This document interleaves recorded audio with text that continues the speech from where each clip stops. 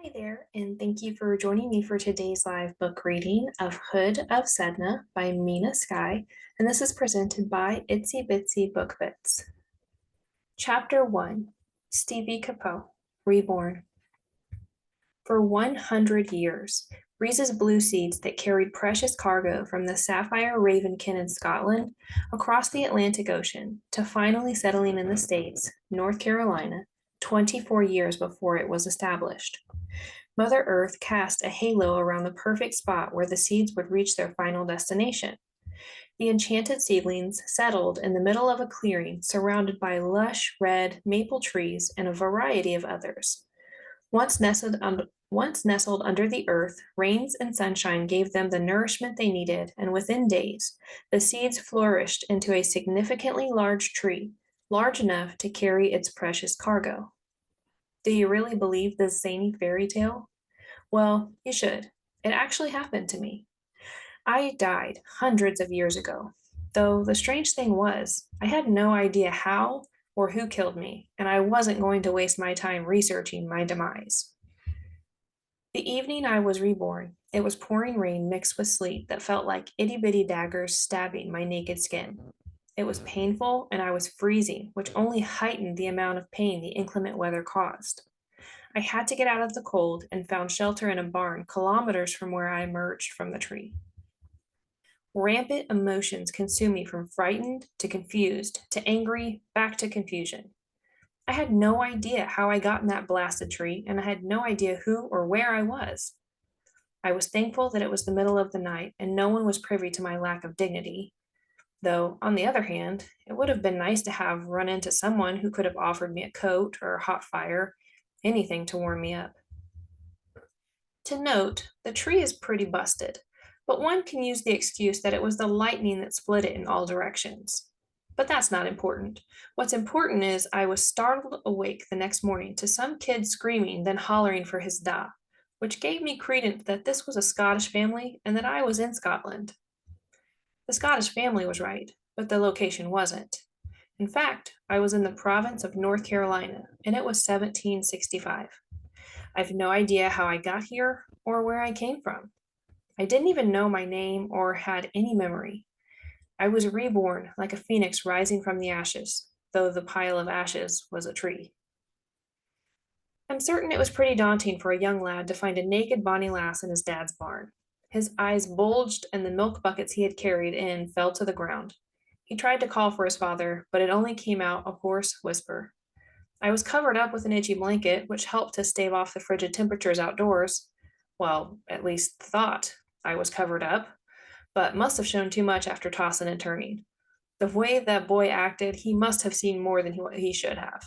But what choice did I have? It wasn't as if there was a pile of clothes waiting for me upon my arrival into this great big world. Roger McCallum took me in, fed me, and dressed me in clothes that belonged to his late wife, Edian. He was a kind man, but his young son, Colin, was an obnoxious lot who rebelled against his father for various reasons. He was nice enough to me, for the most part, except for occasions when he teased me about my messy hair or my two different colored eyes. Months later, I was still living with Roger and Colin McCallum. They were kind gentlemen and patient with me. Both helped me learn to speak again so I could communicate with them and everyone else in the outside world. I didn't have a name to call myself, and every time he or Roger would ask, all I could tell them was, I don't know. Roger called me Bonnie, whereas Hamish called me Laddie, because I preferred to wear the clothes he outgrew because I didn't feel comfortable wearing the late Mrs. McCallum's clothes. Colin was huge for a 16-year-old boy, at least a foot taller than me, and proclaimed himself my protector. He was sweet on me and tried to woo me or whatever boys do. I'd remind him constantly that I wasn't interested. He acted like he was fine with my rejection at first, and then became a bully the next. I swear, boys at times are annoying. So glad I wasn't one. Though I'm certain they'd say the same thing about me. I'm tired of calling you laddie. You know I only called you that because you choose to dress like a boy instead of wearing my dead mother's clothes. You look like a Stephen, but since you're a girl, I'll call you Stevie. Colin told me, but always reminded me that I was too much a bonny lass to be wearing boys' clothes. You'd be prettier if you didn't have those doolally eyes. I love the name he gave me and it stuck, but I hated it when he made fun of the fact that I had two different color eyes, one blue and one green. I couldn't help that I looked different. I just ignored the insults most of the time. But I did remind him after the last jab that if he made one more crack about my eyes, he'd be walloped in the middle of his face. Why do you wear that hood all the time? Colin asked me on numerous occasions, and I'd shrug and tell him it was the first piece of clothing ever given to me, and it was like a security blanket. He thought it was a stupid reason, but you can't tell me that idiot didn't need something to hold after his mother died. Hey, I have an idea for your last name. We can call you Stevie Hood, he gasped with excitement. Better yet, let's call you Stevie Capot. Capot is French for hood. Me mum, who you recall was French, used to holler at me all the time. N'oubliez pas tes capuches. She'd call it a capot too. I think Stevie Capot sounds better than Stevie Capuche, don't you? Roger hated the name and tried to find a more feminine one for me, but I loved Stevie. It suited me because I wasn't exactly ladylike. Colin and I became the best of friends over the next few years I lived with the McCallums. During our teenage years, Colin taught me how to shoot guns and how to steal without getting caught. He normally got caught, whereas I was pretty good at being evasive. The boy did it for sport and because he was a glutton for punishment. I couldn't tell you how many times he was switched by his father. By the time I left the province of North Carolina, it had become the state of North Carolina 24 years later. Colin met a girl, married her, and is father to three strapping boys and one girl. Roger remarried too and continued to call me his daughter. It wasn't until he asked me how I could look so young when I was supposed to be close to roughly 40 years old that it was time for me to leave North Carolina to lead a nomadic lifestyle. It was possible I was immortal and would never age, though it couldn't be confirmed. I moved to New Orleans and lived there for 10 years because I wasn't aging. A witch doctor there confirmed, after reading my palms, that I had a never ending lifeline. It seemed like a load of rubbish to me until he told me I would never grow old or die. Once again, a load of rubbish because even an immortal being can die, though not by natural causes. Final destination? After circling around the southeastern part of the United States of America, I planted my feet and stayed in Texas for about 25 years. The people were so warm and friendly. Some of the cowboys were a bit too obliging, but their wives weren't. But the only place I could find to rest my head was a brothel run by Madame Dolly Brown. It was my safe haven, except for the bevy of men licking their chops like I was their next meal. Dolly never let the men near me. She was protective and would always say, "No man will touch her daughters without our consent." She was an older lady who never went anywhere without a feather flume stuck in her oversized wig. Dolly's cheeks were crimson from the overabundant amount of rouge that she used on her cheeks and lips. The beauty mark left of her lips looked so natural until you got close and discovered it was drawn on in the same black as around her eyes. I declined her offer to make me over many times. If I wanted to be a clown, I would have joined the circus. When she noticed my Scottish brogue, she told me the long winded story of how her family immigrated from England and raised in the good old state of Texas. I didn't hear half of what she told me because she never stopped talking. Her accent was weird, so was she, but that was beside the point. I adored her. Dolly was filthy rich and spread her wealth with her girls. I was the new favorite, from what a few of the girls told me, though they never showed any signs of jealousy when Dolly gave me all of the attention. I was doing so well for a while, but drifted back into old habits. Even after Dolly showered me with gifts from the fanciest dresses with matching boots, as well as jewelry. Sometimes she let me borrow jewels from her oversized jewelry chest. But since I was a creature of habit, stealing was in my blood, and the borrowed jewels wound up stashed into one of the two large satchels that I hid under the floorboards of my bed. It wasn't that I was ungrateful. I didn't plan to stay here long, or people would suspect that when I hadn't aged in the years I'd spent there. As predicted, another 10 years had passed and I had outstayed my welcome in Texas. I refused over and over to be one of Dolly's girls because I wasn't keen on making that kind of living.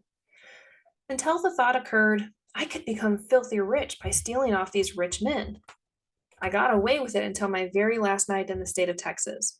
If I hadn't had so much wine in my system, I wouldn't have been sloppy, and the man walked out of the washroom to see me rummaging through his pockets. He rushed me and threw me on the bed, intending on violating me in a way no woman should ever be violated.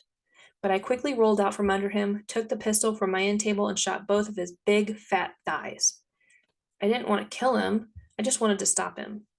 This angered the man, and his bellowing got more attention than the sound of the two gunshots. Dolly rushed into the room with two deputies who acted as her security guards.